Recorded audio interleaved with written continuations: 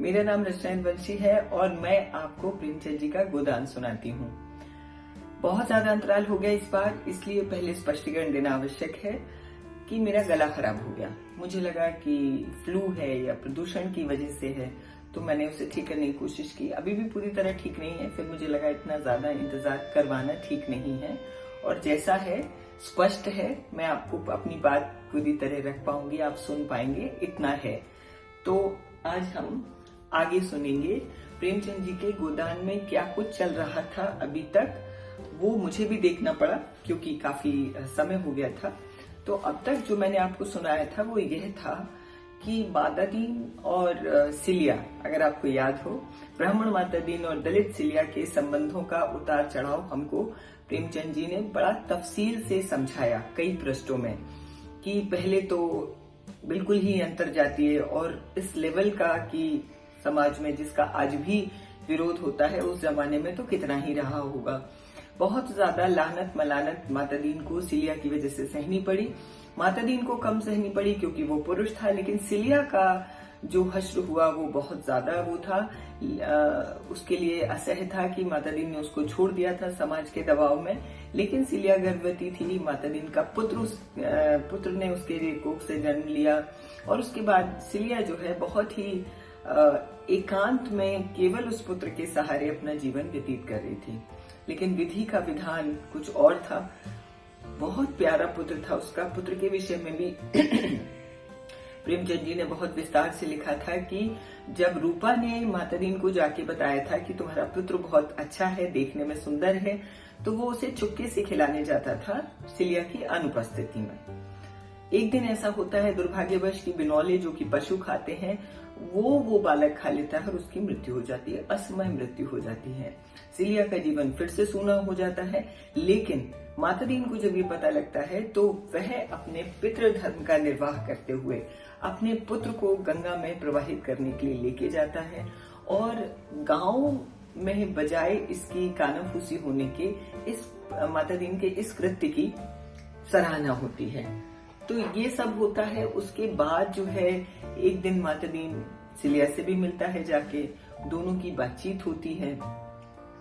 दोनों माता दीन की गलती ज्यादा है क्योंकि उसने समाज के दबाव में सिलिया को छोड़ा था। तो सिलिया शुरू में थोड़ी शिकवे शिकायत नाराजगी कटाक्ष जाहिर करती है, लेकिन अंततः ये होता है बहुत बड़ा परिवर्तन और बहुत बड़ा यू टर्न दिखाया प्रेमचंद जी ने कि सिलिया जब यह कहती है कि मैं तो सिलिया चमारन हूँ और तुम्हारा मेरा निबाह कैसे होगा, मैं कैसे तुम्हारे घर, तुम कैसे मेरे घर में रह सकते हो, क्योंकि उन्होंने कहा था कि अब तुम्हारा घर ही मेरा घर है। तो सिलिया जब यह कहती है तो माता दीन कहते हैं कि नहीं, मैं तुम्हें ब्राह्मण नहीं बना पाया लेकिन मैं दलित बन सकता हूँ। यानी माता दीन जो है वो अपने सारे कर्मों का पश्चाताप करते हुए एक पंक्ति में यह कहता है कि अब मैं तुम्हारा हूँ, तुम मुझे अंगीकार करो, चाहे ब्राह्मण के रूप में चाहे दलित के रूप में। और बहुत ही सुंदर भावुक शब्दों में पटाक्षेप होता है। ऐसा लग रहा है कि सिलिया और माता दीन के अध्याय का पटाक्षेप हो गया है। बहुत अच्छी पंक्ति लिखी है प्रेमचंद जी ने इसका अंत करते हुए कि जो कर्म का निबाह करे वही ब्राह्मण है। यह कहते हुए माता दीन उसको गले से लगा लेता है सिलिया को और दोनों जो है एक हो जाते हैं। आगे मैं आपको सुनाती हूँ। होरी की दशा दिन दिन गिरती ही जा रही थी। फिर से हम होरी के परिवेश में।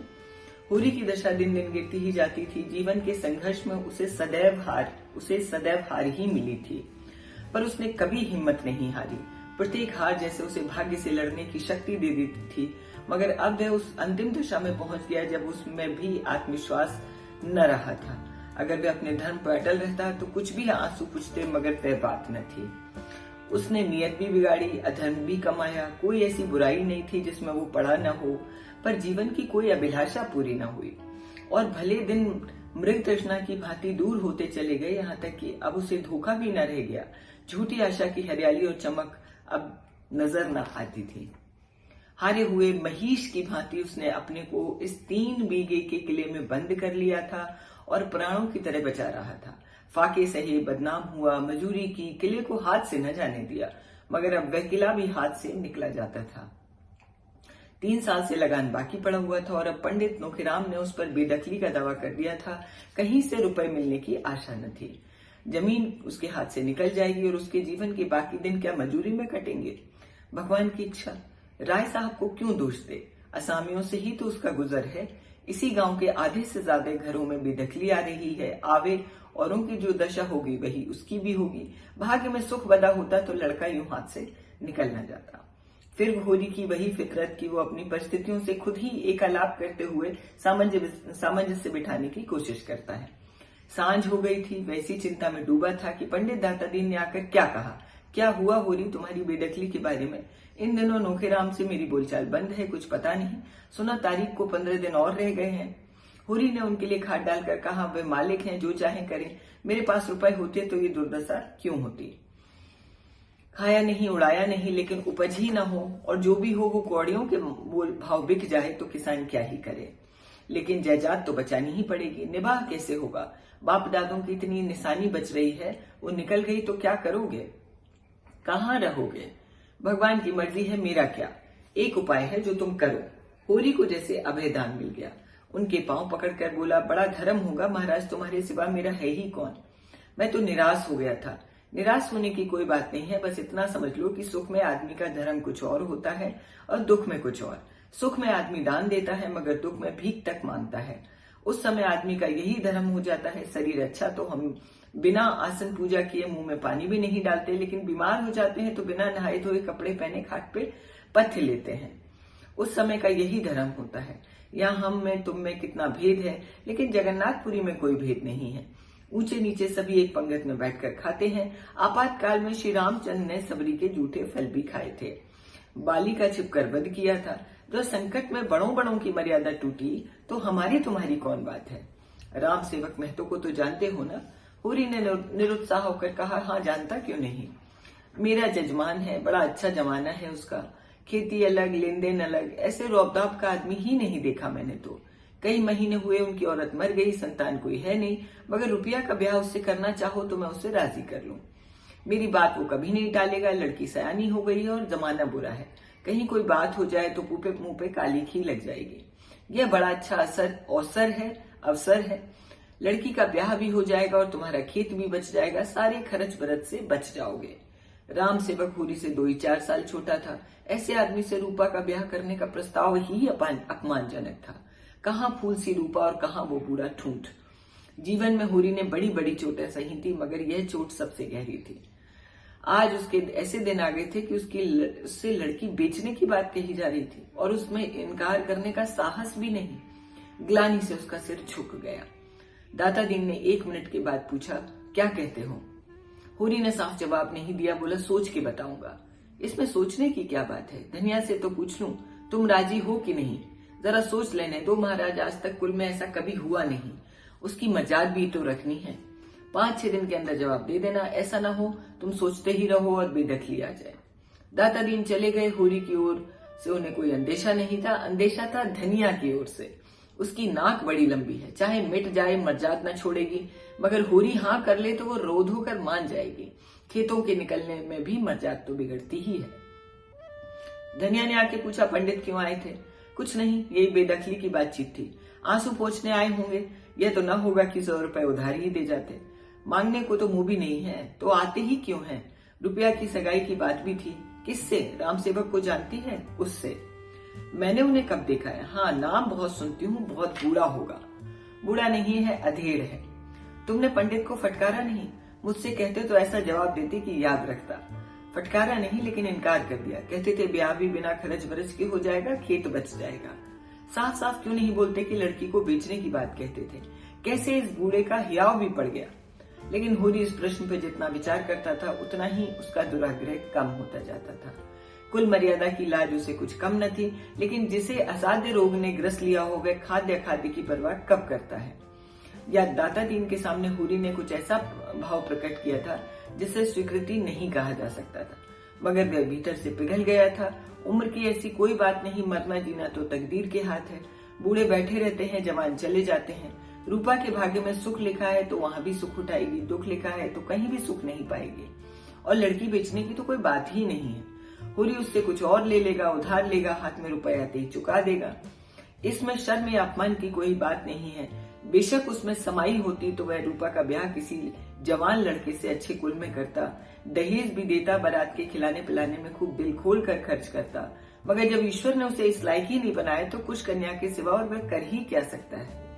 लोग हंसेंगे, लेकिन जो लोग खाली हंसते हैं और कोई मदद नहीं करते उनकी हंसी की क्यों परवाह करे। मुश्किल यही है कि धनिया राजी न होगी। गधी तो है ही, वही पुरानी लाज ढोई जाएगी, वही कुल प्रतिष्ठा के पालने का समय नहीं है, अपनी जान बचाने का अवसर है। ऐसी ही बड़ी लाज वाली है तो लाए 500 निकाले, कहाँ रखे हैं। 2 दिन गुजर गए, इस मामले में दोनों में कोई बातचीत नहीं हुई। हाँ, दोनों सांकेतिक भाषा में बात कर रहे थे। धनिया कहती बरकन्या जोड़ के हो तभी ब्याह का आनंद है।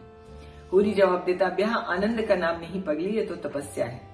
चलो तपस्या है। हाँ, मैं कहता जो हूँ, भगवान आदमी को जिस दशा में डाल दे उसमें सुखी रहना तपस्या नहीं तो और क्या है।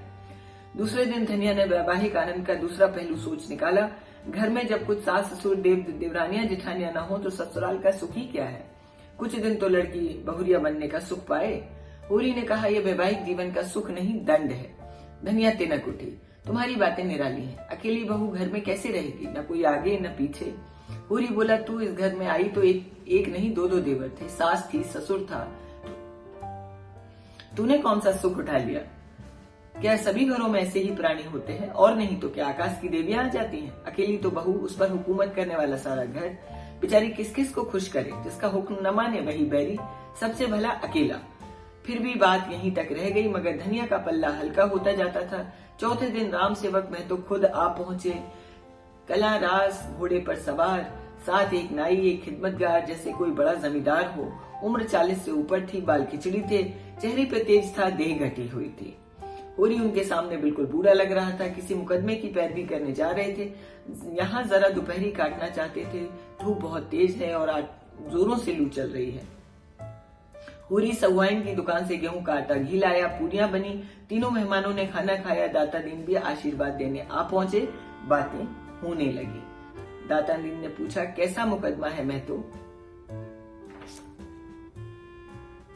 ये वार्तालाप लंबा चलेगा और इसमें हमें पता लगेगा कि ये जो इतना बड़ा प्रस्ताव नूखीराम लेके आए थे हुरी के लिए और धनिया के लिहाज से जिस प्रस्ताव में कोई वजन नहीं है, कोई अच्छा प्रस्ताव नहीं है, उसकी क्या परिणति होगी वो इस वार्तालाप के अंत तक हमें पता लग जाएगी। तो इस वार्तालाप को सुनने के लिए मैं भी उत्सुक रहूंगी आपको सुनाने के लिए। गले की स्थिति क्या रहेगी मैं कह नहीं सकती, लेकिन मैं आपको बताती हूँ कि मुझे ऐसे लगता है कि तब तक बिल्कुल ठीक हो जाएगा और अभी भी शायद मैं बहुत स्पष्ट तरीके से आपको सुना पाई। जो पिच एंड साउंड है वो आते आते आ जाएगी। बने रहिए रचना यूनिवर्सिटी के साथ और प्रेमचंद जी के महान उपन्यास गोदान के साथ। नमस्कार, बहुत शुक्रिया।